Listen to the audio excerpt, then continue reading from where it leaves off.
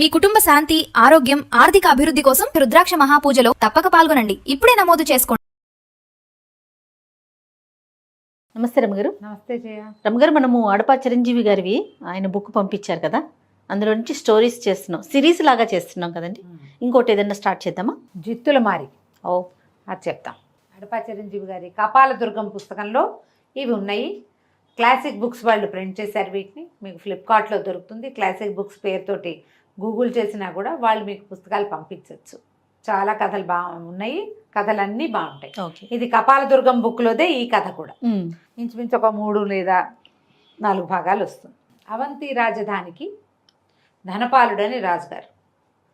ఒకసారి ఒక రోజున ఓ 2 యువకులు ఇక్కడికి వచ్చారు. జయకాంతుడు, శరభుడు అని 2 కుర్రాళ్ళు. వీళ్ళు ఈ కోట బయట నిలబడి రాజుగారిని కలవడానికి వచ్చాము అని చెప్పారు.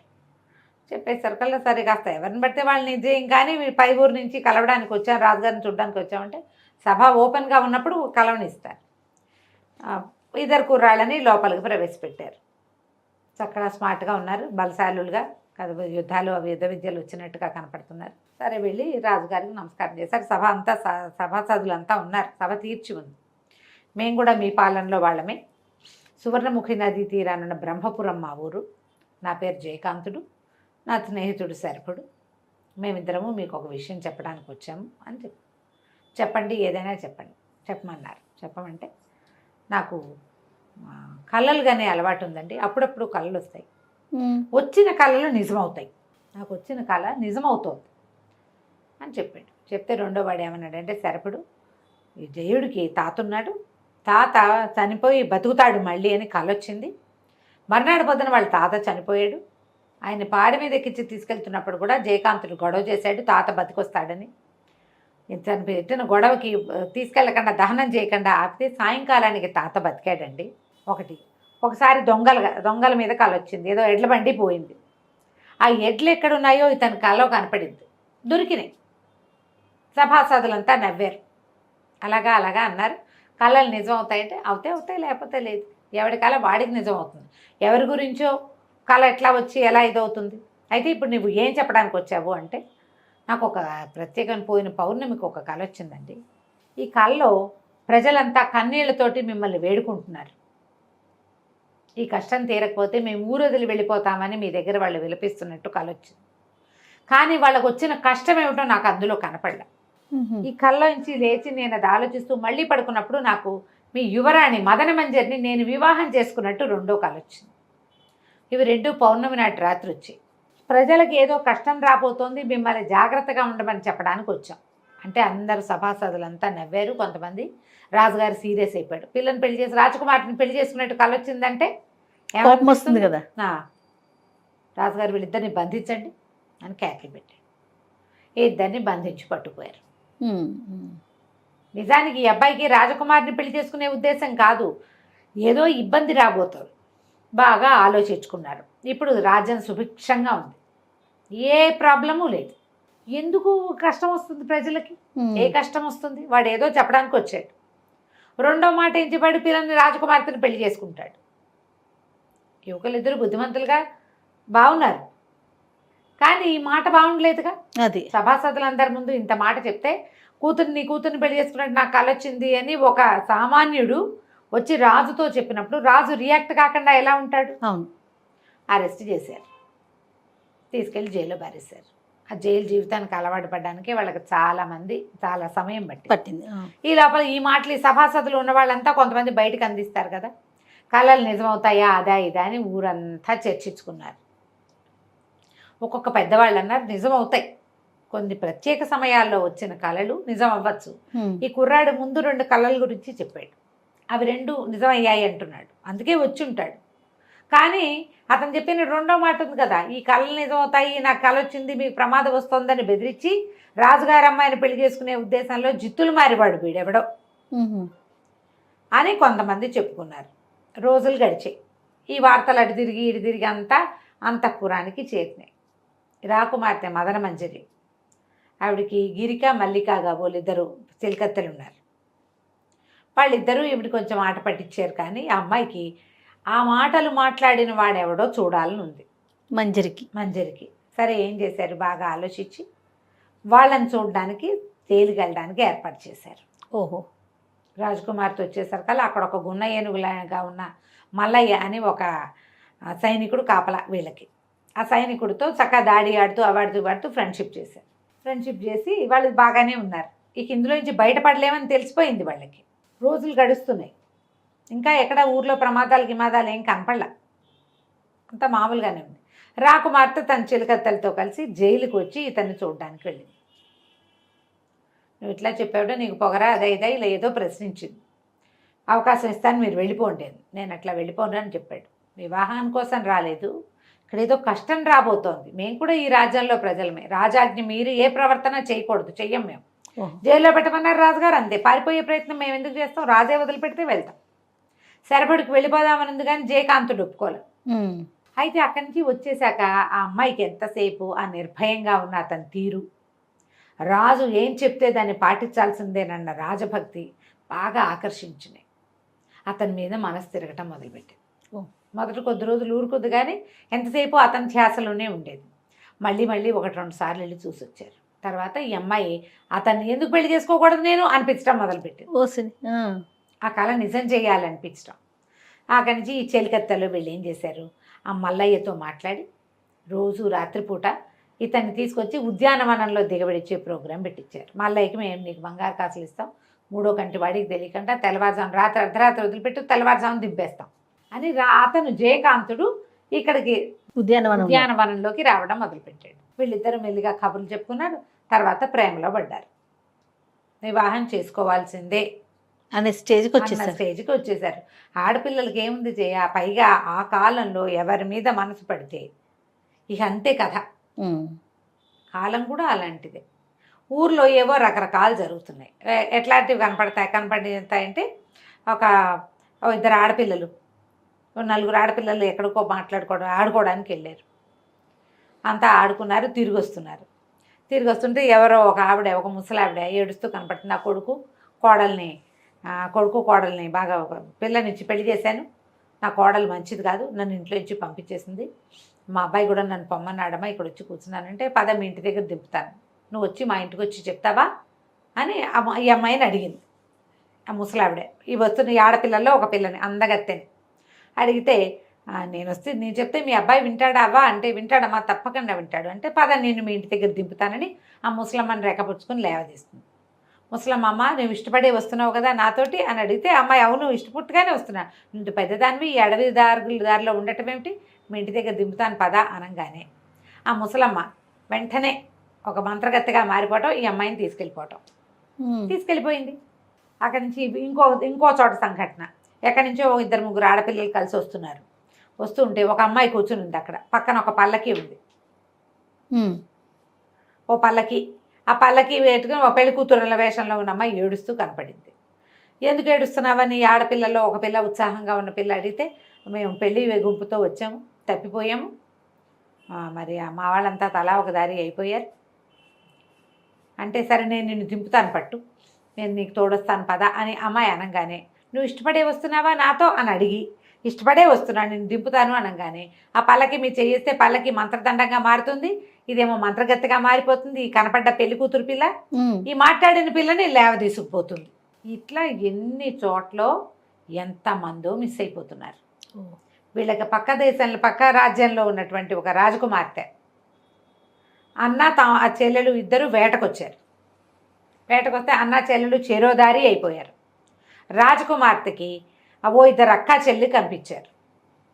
అక్కా చెల్లిని ఎవరో వెంబడబడుతున్నట్టు మాయ అంతా, వాళ్ళెవరో మాకు మమ్మల్ని ఇబ్బంది పెడుతున్నారని చూపించి, ఈ వచ్చిన అమ్మాయి రాజకుమార్తె వాళ్ళని యుద్ధం చేసి ఆ వచ్చిన వాళ్ళందరినీ పారద్రోలి మిమ్మల్ని నేను దింపుతాను అని బండి గుర్రం ఎక్కించుకుంటే, గుర్రంతో పాటు నడిచి వెళ్తుంటే, నువ్వు ఇష్టపడే వస్తున్నావు కదా మాతోటి అని అడిగి, అవును అనగానే మాయ చేయటం తీసుకెళ్ళిపోవటం. అయ్యో, రాజకుమార్తె మిస్ అయిపోయింది. పక్క రాజ్యం రాజకుమార్తె మెల్లిగా ఒక్కొక్క ఊళ్ళో ఒక్కొక్క ఇంట్లో, వాళ్ళ ఇంట్లో వాళ్ళ ఇంట్లో అందగత్తెలుగా ఉన్న అమ్మాయిలందరూ మిస్ అయిపోతున్నారు. ఎక్కడెక్కడ సౌందర్యవతులు గాయబు. కరణం గారమ్మాయి, మున్సబ్ గారమ్మాయి, రెడ్డి గారమ్మాయి, చలమయ్య ఏమిటి బంగార పని చేసే వాళ్ళ అమ్మాయి, ఇక అందరూ ఒక్కొక్క జాతి వీళ్ళే అని కాదు, రాజకుమార్తెలే అని కాదు, ఉమ్. సౌందర్యవతి పిల్ల అందగత్తె అనుకున్నావా, అంతే. బయటికి వెళ్తే మిస్ అయిపోవటమే. రాజు ఏం పట్టించుకోవట్లేదని పుట్టేసింది. అంతేగా ఇప్పుడు ప్రభుత్వం ఏం చేసింది అంటే, ఎక్కడో వరదలు వచ్చినాయి వెంటనే ప్రభుత్వం అంటాం మనం. అవును, వరద రావడానికి ప్రభుత్వం ఏం చేయలేదు, కొంచెం ఇంకా స్పీడ్గా చెయ్యాలి అంతే. అంతే. తప్పిస్తే దాన్ని ఆపలేరు కదా ప్రకృతి వైపరీత్యాలని. ఇప్పుడు ఇలా మాయమంత్రాలను ఎవరేం చేస్తారు? ఉమ్. దాంతో నానా గందరగోళము చెలరేగిపోయింది ఊర్లో. ఒక రకంగా కాదు. ఇంతలో ఏమైంది, కొంతమంది చేరి మనం రాజుగారి దగ్గరికి వెళ్దాం, రాజుతోటి మాట్లాడి చూద్దాము. వీళ్ళల్లో కొంతమందికి తట్టింది.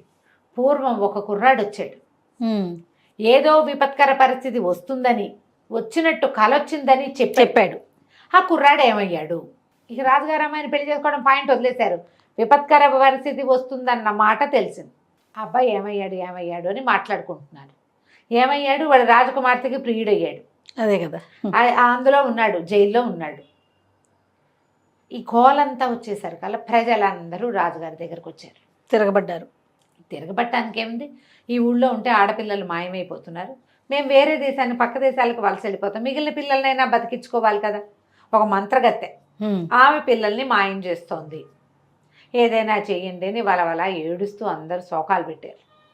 నేను తప్పకుండా చూస్తాను, తప్పకుండా చేస్తాను, ఎవరైతే ఈ మాయమైపోయిన ఆడపిల్లల్ని తీసుకొస్తారో, మంత్రగత్తెని ఎవరైతే పట్టుకుంటారో వాళ్ళకి అర్ధరాజ్యం ఇస్తా అని ప్రకటన చేశారు.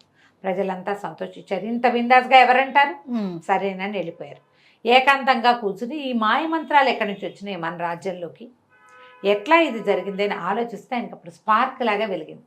ఇలాగే ప్రజలు కళ్ళ నీళ్ళు పెట్టుకుని పరాయి దేశం వెళ్ళిపోతామని అంటున్నట్టు మనకు ఒకళ్ళు చెప్పారు. ఎవడు వాడు?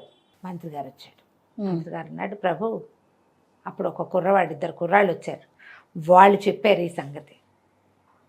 వాళ్ళు ఇప్పుడు ఎక్కడున్నారు? జైల్లో ఉన్నారు ప్రభు. అప్పుడు ఆయన గుర్తొచ్చింది, ఓహో నా కుమార్తెని వివాహం చేసుకుంటానన్నాడని జైల్లో పెట్టాను, జైల్లో పెట్టాం. అయితే మంత్రి అన్నాడు, ప్రభు ఒక ముఖ్యమైన విషయం చెప్పాలి. రాజకుమార్తె ప్రతి రాత్రి అప్పుడు వచ్చిన యువకులు ఇద్దరిలో ఒక యువకుడిని రాత్రిపూట ఉద్యానవనంలో కలుస్తోందని ఒక వార్త ఉంది అనగానే రాజుకు నవ్వొచ్చింది.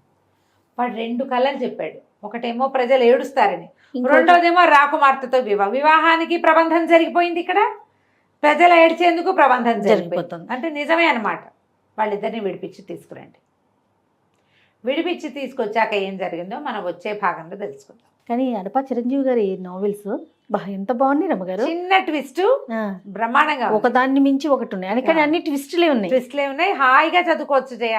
లాంగ్వేజ్ ఎంత సింపుల్ గా ఉంటుందో, చాలా సుఖంగా వెళ్తుంది కథ.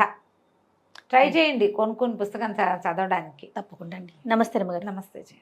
రమ్మగారు, మనము అడప చిరంజీవి గారిది జిత్తులు మారి సిరీస్ చెప్పుకుంటూ ఉన్నాం. జయకాంతుడిని శరభణ్ణి సభలోకి ఆహ్వానించారు, జైల్లో నుంచి సభలోకి వచ్చేసారు. వచ్చి ఇప్పుడు రాజకుమార్ మహారాణి అందరూ, మహారాజు, సభలో సభికులు అందరూ, పిల్లల్ని కోల్పోయిన వాళ్ళు వీళ్ళందరూ సభలోనే ఉన్నారు.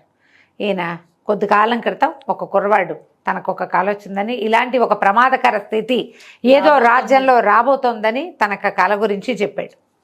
యువరాణిని వివాహం చేసుకున్నట్టు కల వచ్చిందని చెప్పేసరికల్లా క్రోధానికి లోనై మేము అతన్ని చెరసాల్లో పెట్టాం. ఇవాళ అందరి ముందు అతని క్షమాపణ చెప్పుకుంటున్నాం. అతని 2 కళలు నిజమైనవి. ఒకటి అతను చెప్పాడు, ఇక్కడ ప్రమాదం రాబోతుంది, ప్రజలు ఏడుస్తూ నా దగ్గరికి వచ్చి రాజ్యాన్ని వదిలిపెట్టిపోతాం, ఈ ప్రమాదం నుంచి తప్పించమని అడిగినట్టు అతనికి వచ్చిన కళ కొన్ని నెలల క్రితం వచ్చింది, నిజమైంది. రాజకుమార్తెను వివాహం చేసుకున్నట్టుగా అతనికి వచ్చిన కళ కూడా సగం నిజమైనట్టే, ఎందుకంటే రాజకుమార్తె అతనితో ప్రేమలో ఉంది. ఈ అబ్బాయికి క్షమాపణ చెప్తున్నానని క్షమాపణ చెప్పేశాడు సభాముఖంగా. సో కూతురు విషయాన్ని యాక్సెప్ట్ చేస్తే ఇతను ఏమన్నాడు, అంత మాట అనకండి, మేము మీ ప్రజల్లో వాళ్ళం, రాజకుమార్తెను వివాహం చేసుకోవడం కోసం నేను రాలేదు ఇక్కడికి, ఈ ప్రమాదం వస్తోంది, దీన్ని ఏ రకంగా తొలగించగలమో మీకు ఏదైనా సహాయపడదామని వచ్చా, మీరు ఆజ్ఞాపిస్తే ఏదైనా చేస్తాను నేను అంటే, ఈ అమ్మాయిల్ని వెతుకొచ్చే పని నువ్వు చేయగలవా అన్నాడు. తప్పకుండా చేయగలను, కాకపోతే ఎవరు ఎక్కడ ఎలా ఏమిటి అనేది మనకి తెలియాలి. అప్పుడు అందులో 4 ఆడపిల్లలు ఒక చోట ఉన్నప్పుడు ఒక ఆవిడ కనపడింది, అందులో ఒక పిల్లని తీసుకుపోయింది, మిగిలిన 3 ఆడపిల్లలు చూశారు, అదొక మాంత్రికురాలుగా మారిపోవటం, ఆమె చేతిలో ఒక మంత్రదండం ఉండటం. మూడు చోట్ల అలాంటివే జరిగినాయి. మిగిలిన వాళ్ళు చూశారు. పక్క రాజ్యపు రాజకుమార్తె రాగలతను ఎత్తుకుపోయినప్పుడు ఎవరు చూడలే, వాళ్ళు చూసుకున్నారు. వాళ్ళకి తెలుసు, వీళ్ళకి తెలియదు. ఈ ఊళ్ళో జరిగినవి ప్రతి చోట కొంతమంది పిల్లలు ఉండగానే, మిగిలిన పిల్లలు ఉండగానే అందగత్తైన పిల్లని ఆమె తీసుకుపోయింది, ఒక మాంత్రికురాలు, వికృత రూపిణి ఒక ఆవిడే. ఇప్పుడు ఇది వెతుక్కుంటూ వెళ్ళాలి. ఏది దీనికి దరితెన్ను లేదు, అది ఎక్కడుందో తెలీదు మనకి, ప్రయత్నం చేసుకుంటూ వెళ్ళాల్సిందే. ఇక్కడ ఎవరైనా ఉన్నారా అని తెలుసుకోవాలి. అయితే రాజుగారు ఏం చేశారంటే వీళ్ళిద్దరికీ చెరుకోపళ్ళ నిండా బంగారు నాణ్యాలు పోసి ఇచ్చారు. 2 చక్కటి నల్లటి గుర్రాలని గిఫ్ట్ ఇచ్చారు. ఈ గుర్రాలు వేసుకుని వెళ్ళండి, వెతకండి, మీకు ఏ అవకాశం ఉన్నా ప్రయత్నం చేయండి. ఇప్పుడు 2 కళల్ని విశ్లేషిస్తే మొదటి కళలో అందరూ దుఃఖిస్తున్నది, రెండో కళలో యువరాణి పెళ్ళి. ఊరికే ఎందుకు పెళ్లి చేసేస్తారు? ప్రేమించుకుంటే పెళ్లి కాదు ఇది. బహుశా రాజ్యంలో ఏదో శుభం జరుగుతుంది అంటే ఏదో జరగబోతుంది, దానికి ప్రయత్నం చేయాలి. సరే వీళ్ళు మేము చేస్తామన్నారు. కొంచెం మదన మంజరి దుఃఖించింది, రోజు కలుసుకుంటున్నారు కొన్ని నెలలుగా వీళ్ళు. మరి తను కనపడ్డు, ఇది ప్రమాదకరమైన పని. మంత్రగత్తెలు మాంత్రికులు అనగానే భయమేదు, అంతే. దుఃఖిస్తూనే తన రాజ్యానికి అవసరమైన ఈ పనిని చేయడానికి సాహసిస్తున్న జయకాంతుని చూసి సంతోషిస్తూ పంపించింది. ఈ అబ్బాయిలు ఇద్దరు బయలుదేరారు. ఇక దరి తెన్ను లేదు, అడవులు. ఎంత ప్రయత్నం చేశారో, వెళ్ళి చివరికి ఒక రాజ్యాన్ని చేరారు. ఈ రాజ్యాన్ని చేరాక ఈ రాజ్యం ఏమిటి? కుండిన రాజ్యం, కుండిన నగరం అది. ఈ నగరంలోకి ప్రవేశించి వీళ్ళు ఇప్పుడు 3-4 రోజులు ప్రయాణం చేశారు. మొదట వాళ్ళు కట్టించిన ఆహారం అంతా అయిపోతుంది. ఎన్ని రోజులు ఉంటాయి వండిన ఆహారాలు? కాయా కసరు తింటున్నారు. సరే ఇక్కడ ఎవరైనా పుట్టకోళ్ళ ఇల్లో ఏదైనా దొరుకుతాయేమో చూద్దామని నగరం లోపలికి వెళ్ళారు. అది కుండిన నగరం అని తెలిసింది. వీళ్ళు ఇక్కడ ఏమైనా పుట్టకోళ్ళు దొరుకుతాయా అదే అని అడిగారు. అడిగితే బాబు ఈయన ముందుకెళ్ళండి, రాజుగారు కట్టించిన ధర్మశాలలే ఉంటాయి. అయితే ఒక పని చేయాలండి, మీరు రాజుగారిని చూడాలి. ఎందుకు, అది అవసరమా అని అడిగారు వీళ్ళు.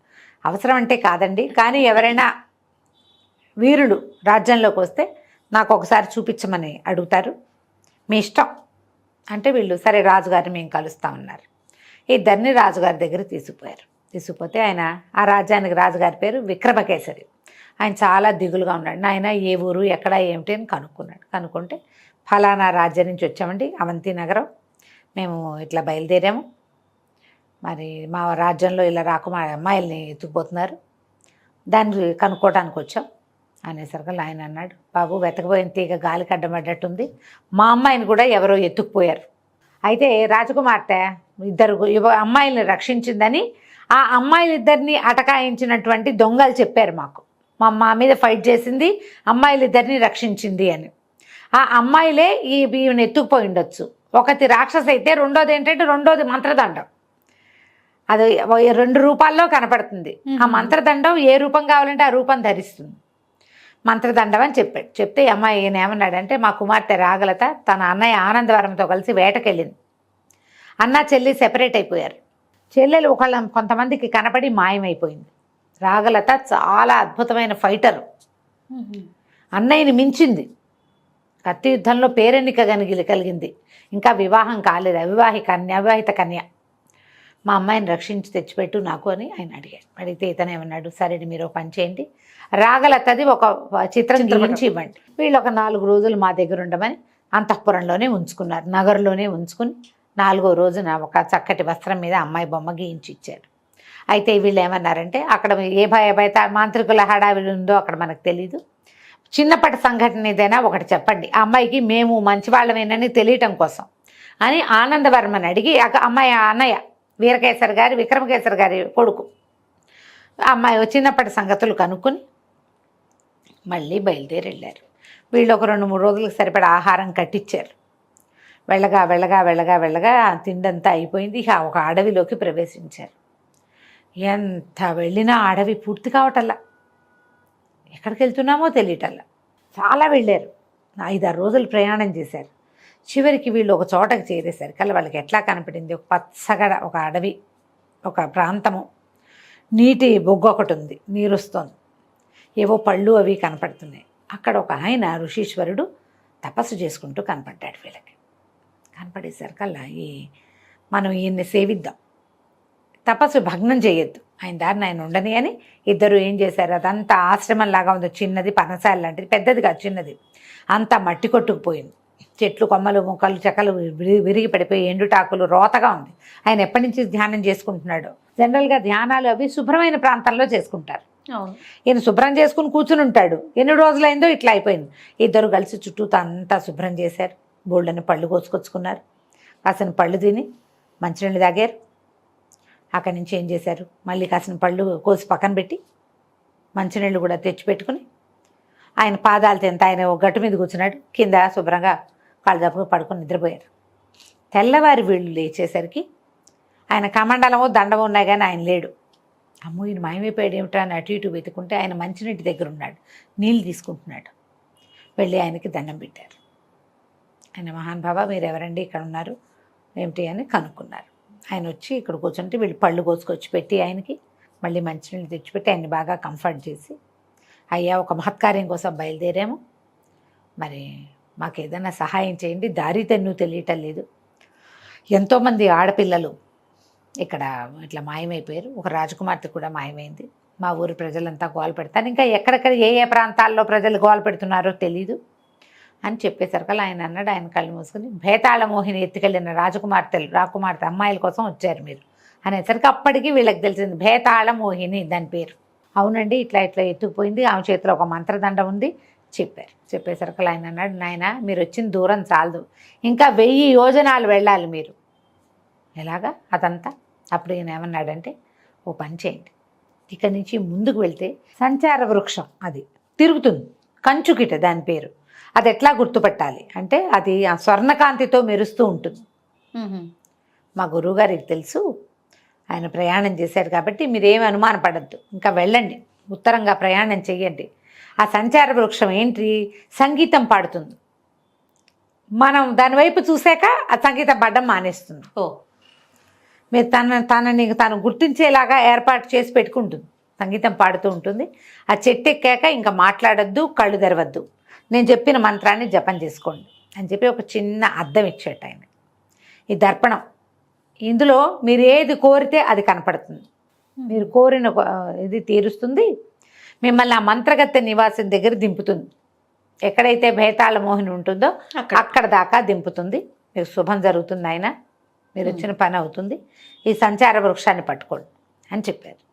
చెప్తే ఆయనకు దండాలు పెట్టి ఆ మంత్రం బాగా నేర్చుకుని ఆ దర్పణం జేబులో పెట్టుకుని చిన్న అద్దం మాకుండటి ఏమంటారు చేతద్దాలు ఉంటాయి కదా, హ్యాండిల్ ఉండేది అలాంటిది, ఇక పుచ్చుకొని బయలుదేరారు.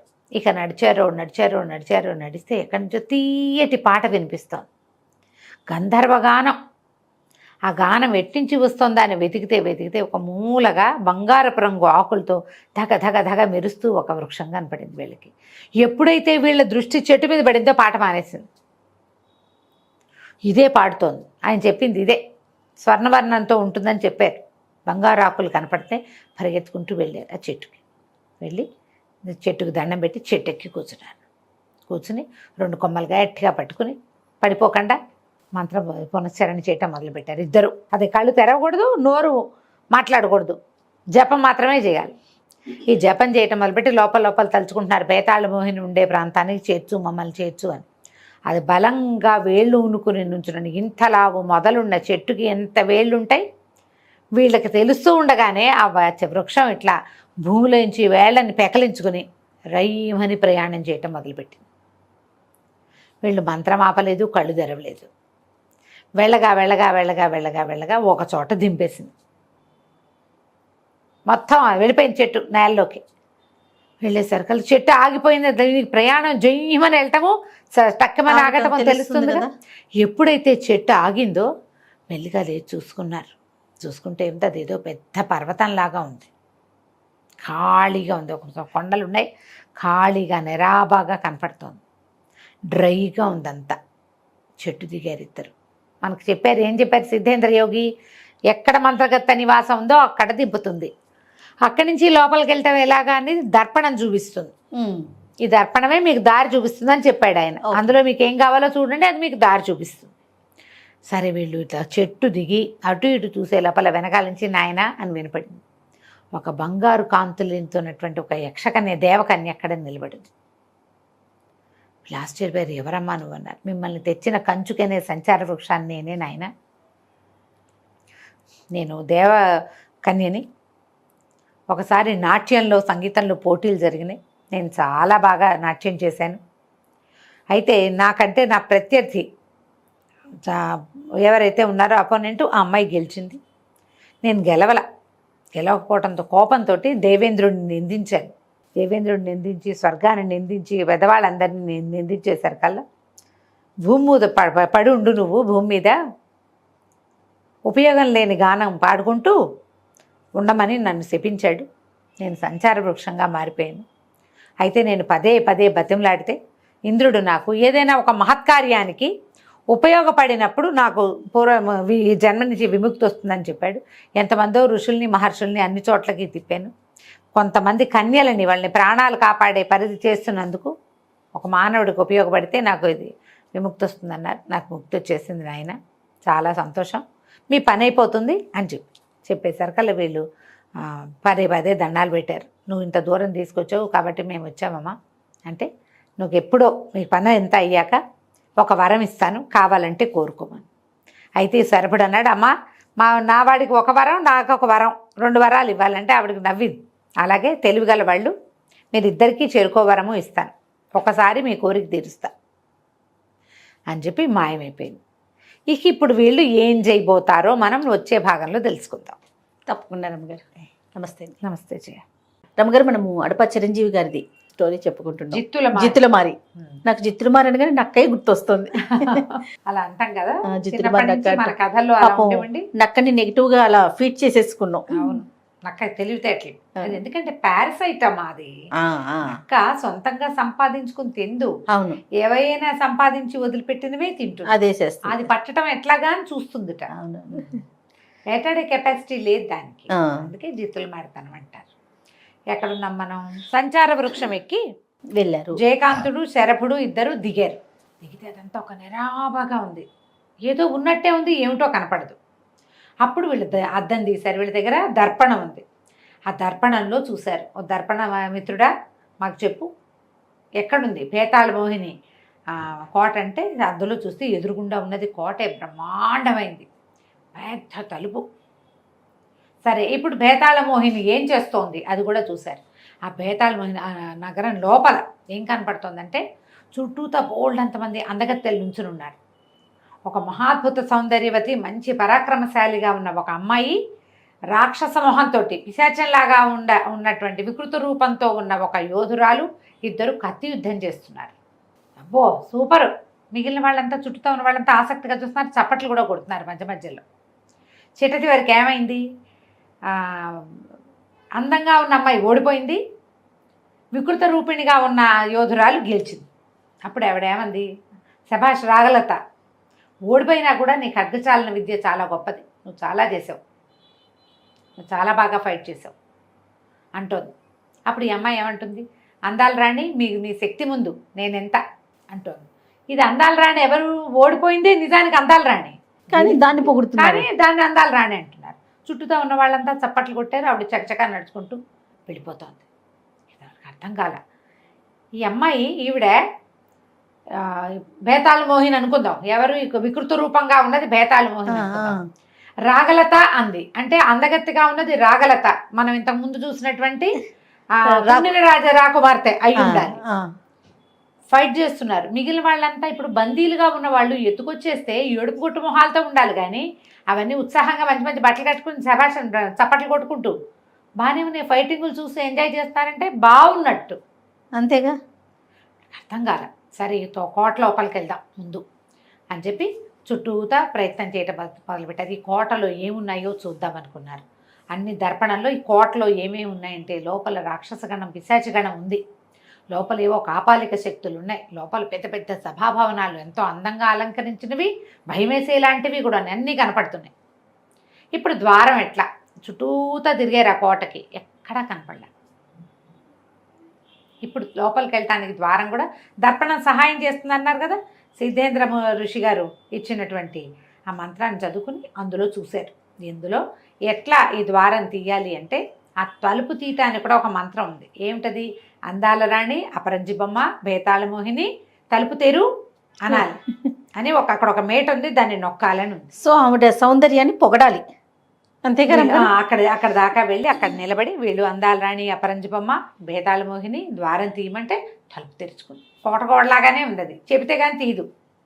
లోపలికి వెళ్తే ఎన్ని రకాల రాక్షస మొహాలు, పిశాచపు మొహాలు, భయంకరమైనటువంటి విగ్రహాలు, నానా భయంకరమైన వ్యవహారాలు ఉన్నాయి.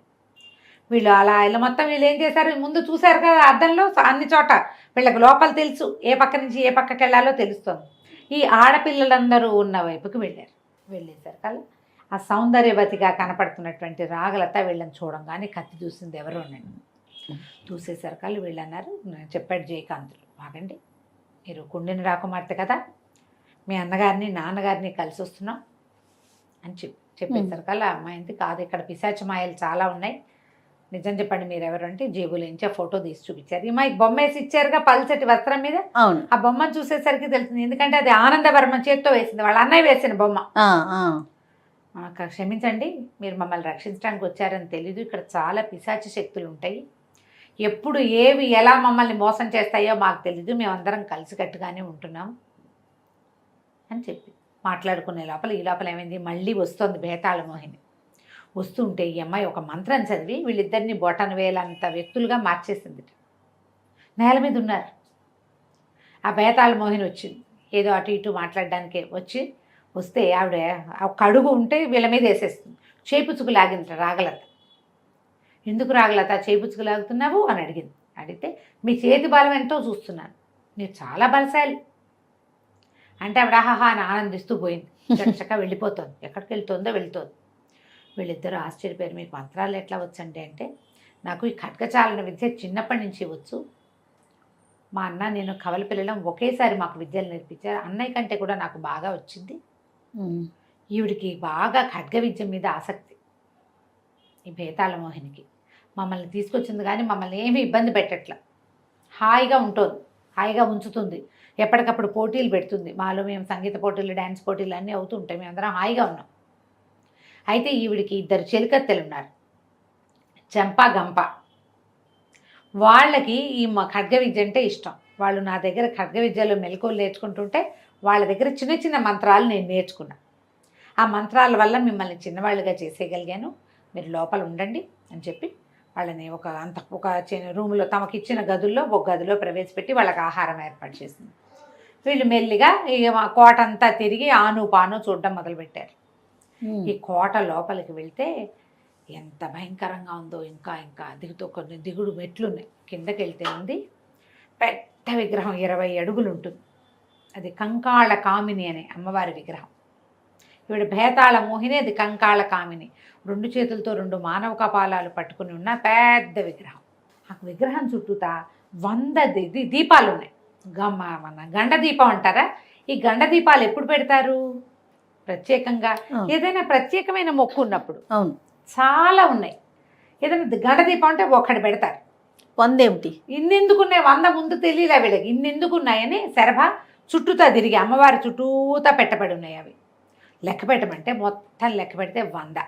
తనకి ఏమనిపించింది, అమ్మాయిలు ఎంతమంది ఉన్నారు చూద్దాం అనుకున్నాడు. ఇక్కడి నుంచి వచ్చేసారు. వచ్చాక రాగలతను అడిగాడు, మీరు ఎంతమంది ఉన్నారంటే, ఏమోనండి ఎప్పుడు లెక్క పెట్టలేదు, ఒకసారి లెక్క పెట్టండి అన్నాడు.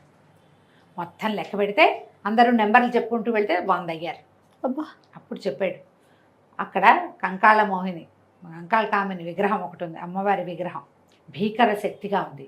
అక్కడ బలిచ్చేందుకు ఏర్పాట్లు ఉన్నాయి. 100 గండ దీపాలు పెట్టారు. అంటే ఒక్కొక్క అమ్మాయిని ఒక్కొక్క దీపం రిప్రజెంట్ చేస్తుంది. 100 దీపాలు పూర్తయినాయి. ఏదో ఒక ముహూర్తంలో బహుశా మిమ్మల్ని బలివ్వడానికి తెచ్చింది. ఎందుకు బలిస్తోంది, ఏనాడు బలిస్తుంది, అది ఎప్పుడో తెలుసుకోవాలంటే ఉనికిపోయారు వీళ్ళు. ముందంతా భయం వేసింది, కానీ ఇక్కడికి వచ్చాక తమలాంటి వాళ్ళే అందగత్తెలుండి, చక్కగా అంతఃపురంలాగా ఉండి, ఆడుకునేందుకు వీలుగా ఉండి, కబుర్లు చెప్పుకునేందుకు మనుషులుండి, శుభ్రమైన తిండి, అలంకరణ సామాగ్రి, నాట్యాలు, కత్తి యుద్ధాలు అన్నీ ఉంటే చచ్చిపోతామని భయమేలా. ఇప్పుడు అర్థమైంది ఏం జరగబోతోంది అని. ఉనికి చచ్చిపోయారు. ఏం చేయాలి ఇప్పుడు, అసలు ఇదేం జరుగుతుంది. ఇప్పుడు ఇతను ఏమన్నాడు, మీకు 2 ఉన్నారు కదా చెంపా గంప, వాళ్ళని కనుక్కుందాం. ముందు అసలు ఈ అమ్మాయి ఎక్కడుందో చూడాలి.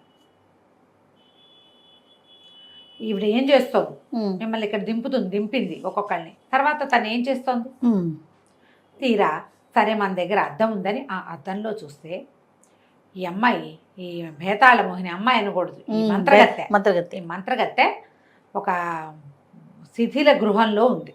ఉహు, ఆ శిథిల గృహంలో ఒక వ్యక్తి ఎవరో ఇట్లాగా గొలుసులతోటి కట్టివేయబడి ఉన్నాడు. ఆయన మహాపురుషుడిలాగా కనపడుతున్నాడు, చాలా పెద్ద భారీకాయుడు.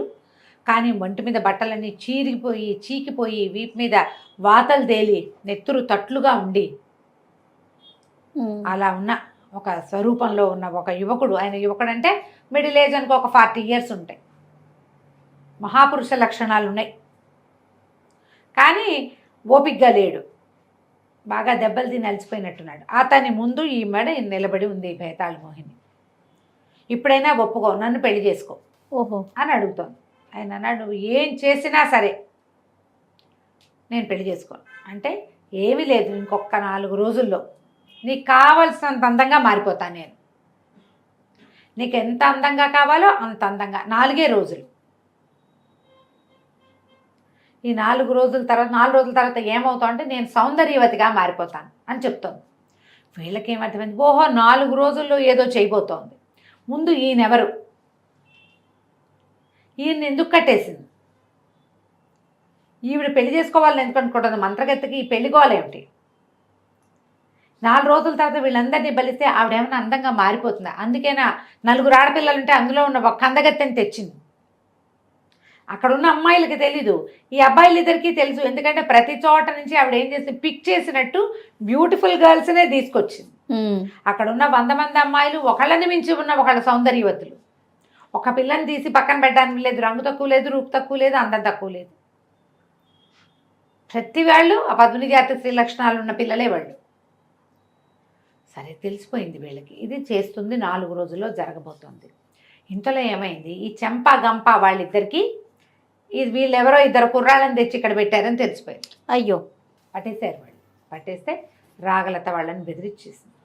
ఈ విషయం కనుక చెప్పారంటే మిమ్మల్ని నాకు అత్తివేటికి అరేస్తాను, చంపేస్తాను మిమ్మల్ని అనేసరికల్ వాళ్ళు అన్నారు, అమ్మ మా తల్లి, ఈవిడ యజ్ఞం పూర్తయితే ఎప్పుడో బయటికి పోయి పెళ్ళిళ్ళు చేసుకుందాం అనుకుంటున్నాం, పెళ్లి వయసులు దాటిపోయినాయి, మిమ్మల్ని రక్షించడానికి వచ్చారు కదా వీళ్ళు, మీతో పాటు మమ్మల్ని కూడా తీసుకుపోండి, మరి మమ్మల్ని కూడా రక్షించండి, మేము ఏదో సహాయం చేద్దామని ఆవిడ దగ్గర చేస్తే 15 సంవత్సరాల నుంచి ఈ గోల్లోనే ఉన్నాము, పెళ్లి వయసులు కూడా దాటిపోయినాయి, మేము ఎవరికి చెప్పము, మమ్మల్ని కూడా తీసుకెళ్తామంటే మీకు సహాయం చేస్తామన్నారు.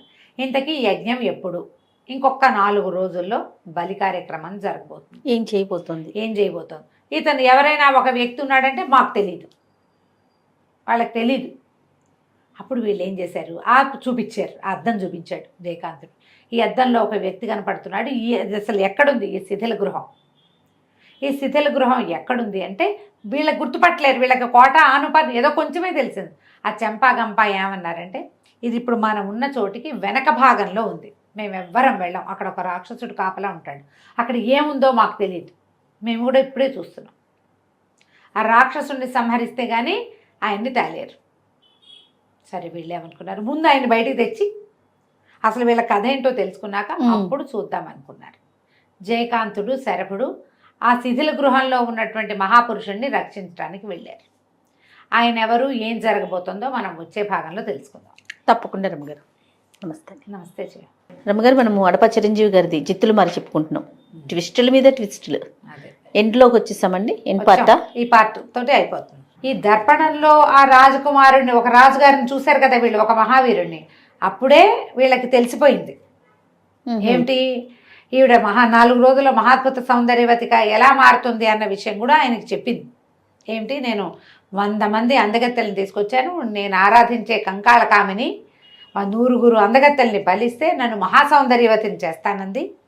4 రోజుల్లో యాగం ఉంది, 100 మందిని తీసుకొచ్చా, 100 మందిని బలిస్తా, అప్పుడు నేను సౌందర్యవతిగా మారతాను, నువ్వు నన్ను వివాహం చేసుకోవాల్సిందేనని ఆయన్ని బెదిరించింది.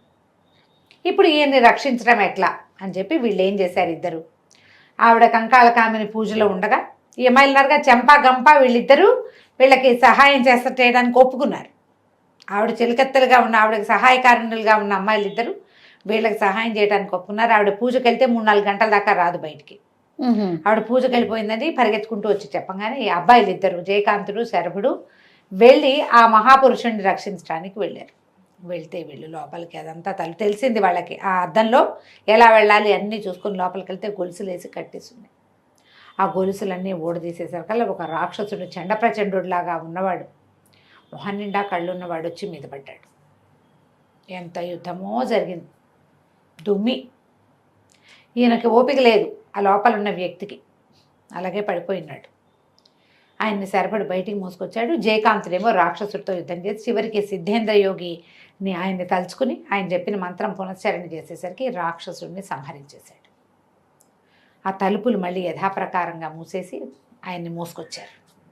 మోసుకొచ్చి రాగలత వీళ్ళ కోసం గద అరేంజ్ చేసిందిగా అక్కడికి ఆయన్ని తీసుకొచ్చారు. తీసుకొచ్చి ఆయన ఒంటి మీద ఉన్న గాయాలన్నిటికీ మందులు రాసి ఆయన కొంచెం ఆహారం ఇచ్చి, అయ్యా ఎవరండి మీరు, ఏమిటి ఇక్కడ ఎందుకున్నారు అని అడిగితే ఆయన కొంచెం ఓపిక వచ్చాక చెప్పాడు, ఇక్కడికి ఎక్కడో ఉన్న సారంగ పాండ్య రాజ్యానికి అధిపతిని నేను, నా రాజుని. ఈయన పేరు అశ్వభూపతి రాయలు. ఈ అమ్మాయి ఇప్పుడు భేతాళ మోహినిగా కనపడుతున్నది మోహిని, మా సామ్రాజ్యంలో ఆస్థాన నర్తకి. ఆమెకి నన్ను వివాహం చేసుకుని పట్టపురాణి కావాలని కోరిక. మా ఆస్థానంలోనే ఉండేది. నన్ను పెళ్లి చేసుకోమని చాలా వెంబడబడేది. నేను పెళ్లి చేసుకోలేదు. నాకు భార్య ఉంది. ఏకపత్తి వ్రతుడుగా ఉండాలన్న నియమం ఉంది. ఈమె ఎలాగైనా సరే నన్ను సాధించాలని పెట్టుకుంది. నా అందం నీకు చాలలేదా, నేను ఇంకా అందగత్తెగా మారతానని మొదలుపెట్టింది. నువ్వు ఎంత అందగత్తెగా మారినా నేను నిన్ను పెళ్లి చేసుకోనంటే ఆమె ఆ కోపంతో ఏం చేసింది, కొన్ని క్షుద్రశక్తుల్ని సాధించింది. క్షుద్రశక్తితోటైనా తను అనుకున్న పని చేయాలి. మనము ఈ జగన్మోహిని అలాంటి సినిమాల్లో చూస్తాం. ఇలాంటి శక్తులు కలిగిన వాళ్ళకి ఏమంటుందంటే అవతలవాడి ఇష్టంతో ప్రమేయం లేదు, సాధ్యాసాధ్యాలతో ప్రమేయం లేదు. తమ ఏమనుకున్నారో అది చేయడానికి శక్తులు సాధిస్తారు వాళ్ళు. ఈ శక్తిని సాధించింది కంకాళ మోహిని అనేటువంటి, కంకాళ కామిని అనే ఒక ఉగ్రదేవత ఆరాధన చేసి ఆమె వల్ల ఈవిడ అందంగా ఉండేది. ఇప్పుడు అలా వికృత రూపం వచ్చేసింది. అయితే ఎప్పుడో ఆ కంకాళ కామిని ఈమెకి ఏం వరం ఇచ్చింది, 100 మంది సౌందర్యవతులైన కన్యల్ని నాకు బలివ్వు, నేను సౌందర్యవతిని చేస్తానంది. నాతో వివాహం కోసం సౌందర్యవతిగా మారాలని పెట్టుకుంది. అందుకని ఎంతసేపు అందాల రాణి అని పిలిపించుకుంటుంది. అందరూ అందాల రాణి అనే పిలుస్తారు. అందాల రాణి, అపరంజి బొమ్మ. ఆఖరికి ఆ తలుపులు తెలుసుకోవడానికి కూడా అదే, తన అందాల రాణిని కావాలని కోరిక. నా భార్య నా తల్లిదండ్రులు చూస్తుండగానే నన్ను మాయం చేసి తీసుకొచ్చేసింది. అప్పటి నుంచి పరిపరి విధాలుగా ప్రార్థించింది, బెదిరించింది. నేను లొంగలేదని ఆ రాక్షసుడికి అప్పచెప్పింది. వాడు నన్ను చావగొడతాడు ఎప్పటికప్పుడు. వచ్చి ఓ వారం రోజులకు సరిపడా ఫుడ్ ఏదో పట్టుకొస్తుంది. నేను ఆహారం తిని పళ్ళు దాచుకుని దాంతో బతికుంటున్నా. నన్ను కాలు కట్టేసి ఉంచుతారు. బయటికి వెళ్ళే అవకాశం లేదు. ఎందుకంటే పిశాచి శక్తులు కూడా కొన్ని కాపలా ఉన్నాయి. ఇవాళ మీరు వచ్చి నన్ను రక్షించారు నాయన. 4 రోజుల్లో యజ్ఞం చేయబోతోంది. 100 మంది అమ్మాయిల్ని బలిస్తున్నాను. కానీ అమ్మాయిలంతా వణికిపోతున్నారు. ఇంకేముంది, వచ్చేసింది. 4 రోజులు అని చెప్పి 1 రోజు అయిపోయింది. అంటే 3 రోజుల్లో. అయితే ఏమైంది, ఈ చెంపా గంప అన్నారు. ఒక ఐడియా ఉంది. ఈ బలిచ్చే వాళ్ళలో ఎవరికైనా దెబ్బ తగిలితే బలివ్వరు. ఎవరికైనా రక్తం రావాలి, ఎక్కడైనా వేలు తెగటము ఏదైనా అవ్వాలంటే రాగలతే వేలు కోసుకుంది. ఈ లోపల ఈయనకేమో ఈ అశ్వపతి రాయలకి చెంపా గంప చక్కగా అవి ఇవి మందులు తెచ్చి వైద్యం చేశారు. మంత్రపూతమైన కొన్ని క్రీములు లాంటివి రాసి ఆయనకి పుష్కలంగా ఆహారం అందించి ఆయన ఓపిక బలము వచ్చేలాగా చేయటం మొదలెట్టారు. 2వ రోజుకి ఇంకొక రోజు గడిచేసరికి చెంపా గంప వెళ్ళి ఆవిడకి చెప్పారు, భేతాళ మోహినికి. రాగలతకి చేతిలో నుంచి కత్తి జారిపడి పిడి తగిలి వేలు వాచిపోయింది, నెత్తురు వచ్చేసింది, వేలు తెగిపోయింది అని. ఆవిడ వచ్చి చూసింది. అరే బలి ఆగిపోతుంది అని భయం వేసింది. టోటల్ బలి ఆగిపోతుంది. ఈ అమ్మాయిని ఆపుతారా? 100 మందిని ఓసారి ఇవ్వాలి. అందులో ఓ అమ్మాయికి దెబ్బ తగిలితే పనికిరాదు. అన్ని సర్వలక్షణ సముపేతంగా ఉండాలి. ఇందులో మళ్ళీ వీళ్ళందరినీ ఏమడిగింది, నువ్వు ఇష్ట ప్రకారమే వస్తున్నావు కదా అని. అదేమిటంటే కంకాళము కామిని ఏం చెప్పిందట, వాళ్ళు స్వయంగా ఒప్పుకుని రావాలి నీతోటి ఇక్కడికి. అందుకని అందరినీ ఒప్పించి తీసుకొచ్చింది అనమాట. ఆ మాట కూడా ఈ రాజుకి చెప్పింది. అశ్వపతి రాయలకి భేతాళ మోహిని చెప్పింది. అందరూ ఒప్పుకునే వచ్చారు. అవును, నేను నా ఇష్టపూర్తిగా నేను దింపుతున్నాను అనగానే తీసుకొచ్చేసింది. అట్లా ఒప్పించి తెచ్చింది 100 మందిని. ఒక పూటంతా అటు ఇటు తిరిగింది. అయ్యో బలి ఆగిపోతుంది, నెల దాకా మళ్ళీ ఈ ముహూర్తం రాదు, పౌర్ణమి రాదని. కానీ అప్పుడు సాయంకాలం నేను ఇప్పుడే వస్తాను వేరే పని మీద వస్తున్నానని వెళ్ళిపోయి ఇంకొక రోజు రేపు బలనగా ఇవాళ పొద్దున్నకి ఒక మహాద్భుత సౌందర్యవతిని తీసుకుని వచ్చేసింది. రాగలతను పక్కకు పెట్టి రాగలత బదులు దీన్ని బలిస్తుంది. ఓ పైగా ఆవిడకి రాగలత అంటే ఇష్టం, కత్యుద్ధం చేసుకోవడానికి దానికి సమౌజ్జిగా ఉంది. ఈసారి తెచ్చింది ఎవరో కాదు, వీళ్ళు వదిలిపెట్టి వచ్చిన మదన మంజరి రాజకుమార్తె, ఈ జయకాంతుడి ప్రేయసి. ఆ అమ్మాయిని తెచ్చి ఈ గుంపులో దిగబెట్టింది. ఈ అమ్మాయి కూడా పరిచయం చేయండి అని చంపాకి చెప్పింది. ఆ అమ్మాయి అటు ఇటు బిత్తర చూపులు చూస్తూ అక్కడ జయకాంతుడు కనపడేసరికి ఒక ఎగురులో వచ్చి కావలించుకుంది. నువ్వు ఇక్కడ ఎట్లా ఉన్నావు, వీడెవరో ఎత్తుకొచ్చేసింది నన్ను అని. ఈ రాగలతకి ఇప్పుడు అర్థమైంది. ఈ వారం నుంచి ఈ కుర్రాడి మీద మనసుగా ఉంది, ఇంత సాహసి మీద. కానీ ఎప్పుడైతే ఈ అమ్మాయి అతన్ని కావలించుకుందో, అమ్మ వీళ్ళిద్దరి మధ్య ఏదో ఉంది, ఇక మనకు సాగదని పాపం ఊరుకుంది, ఇంకేం అనలేకపోయింది. కానీ ఇక్కడి నుంచి బయటపడడానికి వీడే దారి. అంతే. సరే ఏదో ఒకటి చేద్దామని ఆలోచించుకున్నారు. ఈ అశ్వపతి రాయలకి బాగా ఓపిక వచ్చింది 3 రోజులు. సహజంగా ఆయన బలశాలి బాగా. పైగా వీళ్ళు ఈ మంత్రంతో చేసినటువంటి మందుల వల్ల కొన్ని రకాల లేపనాలతోటి బాగా ఓపిక వచ్చింది. ఎక్కడుందో చూడండి, చంపేద్దామన్నాడు. సరిగ్గా బలి నిర్వహించే సమయం దగ్గర పడింది. ఇంకా అమ్మాయిల్ని పిలవల. కానీ ఆవిడ లోపల కిందుంటే వీళ్ళందరూ నడుచుకుంటూ వెళ్ళారు. శబ్దం కాకుండా కామ్గా వెళ్ళారు. వెళ్ళేసరికి ఆవిడేమో దేవత ముందు కూర్చొని అమ్మవారి పెద్ద విగ్రహం చూస్తే ఉనికిపోయేలాగా ఉంది. 20 అడుగుల జేజి ఇంత నాలిక బయటికి చాపి కపాలాలు పట్టుకుని కత్తులు డాళ్లతోటి ఇంతంత కళ్ళు బడి చక్రాలలే. భయమేదు మరి, ఉనికిపోతున్నారు ఎవరిదారిన వాళ్ళు, ఏమైపోతుందోనండి. కూర్చుని పద్మాసనంలో కూర్చుని ఉంది. దాని అమ్మవారి ఎదురుకుండా ఓ పెద్ద హోమగుండం, పక్కన బ్రహ్మాండమైన ఖడ్గం, గండ దీపాలన్నీ ఉజ్వలంగా వెలుగుతున్నాయి. నిశ్శబ్దంగా వెళ్ళారు లోపలికి. వెళ్ళేసరికి చంపాగంప ఏం చెప్పారంటే, ముందు తీసేయాలి మంత్రదండమే ఆమె శక్తి, తీసేసుకోండి మంత్రదండం అనగానే రాగలత కామ్గా నిశ్శబ్దంగా వెళ్ళి మన దండం పట్టుకొచ్చింది. ఎప్పుడైతే దండం మనుషుల చేతుల్లోకి వెళ్ళిందో వెంటనే ఈవిడికి తెలిసిపోయింది బేతాళమోహినికి. రాగలత నా దండం అని గట్టిగా కేకలు పెట్టేసరికల జయకాంతుడు వచ్చాడు. మంత్రదండం ఎందుకు, నువ్వు నేను చేద్దాం కత్తి యుద్ధం, నాతో యుద్ధం చేసి గెలిచి అప్పుడు నువ్వు వీళ్ళందరినీ బలిద్దు కానీ మహాద్భుత సౌందర్యవతిగా మారిపోవచ్చు అంటే ఆవిడ విజృంభించి మీద పడింది. ఏం చేసేది, ఒక మంత్రం పునశ్చరణ చేసేసరికి ఒక యక్షిణి ఆమెలోకి ప్రవేశించింది. ఆ యక్షిణి ఈ మంత్రదండంలో ఉండేది. ఇక విపరీతంగా యుద్ధం జరిగింది. ఎంత కొట్టేసుకుంటున్నారో కత్తులతోటి. ఆమె లొంగటాల ఎక్కడ ఇతనికి, అలా గట్టివాడు జయకాంతుడు, అయినా కూడా లొంగటాల. ఇది మానవ శక్తి, అదేమో యక్షిణి శక్తి. ఎప్పుడైతే ఈ చంపాకంప కేకలు పెట్టారు, రాగలత హోంకొండల్లో పడేసేయి మంత్రదండాన్ని, పడేస్తే యక్షిని వెళ్ళిపోతుంది. యక్షి వెళ్ళిపోయాక ఈమెను సంహరించడం సులువు. బేతాళమోహిని రాగలత లాంటిదే, రాగలతని మించింది కాదు. రాగలతను మించలా. ఆమెలో ఉన్న ఆ మంత్రశక్తి వల్ల రాగలతను గెలవగలుగుతోంది ప్రతిసారి. మంత్రం పోతే రాగలత విజృంభిస్తే బేతాళమోహిని లొంగిపోవాల్సిందే. రాగలత కంటే ఇంకా పైమెట్టువాడు జయకాంతుడు. ఓహో, మగవాడు కదా. అదేలేండి. స్త్రీ బలం కంటే పురుష బలం కత్తి యుద్ధాల్లో ఒక్క గీట ఎక్కువే ఉంటుంది, జబ్బల్లో శక్తి ఎక్కువ ఉంటుంది. మగవాడు ఆమె కంటే ఇంకా సమున్నతాకారుడు. ఈ తేడాలు ఉంటాయి ఎప్పుడు. అదేలేండి. అయితే రాగలత భయమేసింది కానీ ఏం చేసింది, విసిరేసింది మంత్రదండ. ఆ ముందు ఒక హోమగుండం పెట్టింది కదా అమ్మవారి ముందు, అందులో పడి పెళ్ళమని విరిగిపోయింది.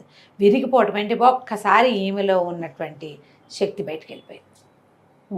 ఆ యక్షశక్తి బయటికి వెళ్ళంగానే ఇంతలో ఏమైంది, ఆమె ఆఖరి దెబ్బకి జయకాంతుడు పడిపోయాడు. కానీ ఈయనున్నాడు కదా రాయల్ గారు, రాజు, అతను అశ్వపతి రాయల్, అతను కత్తి తీసుకుని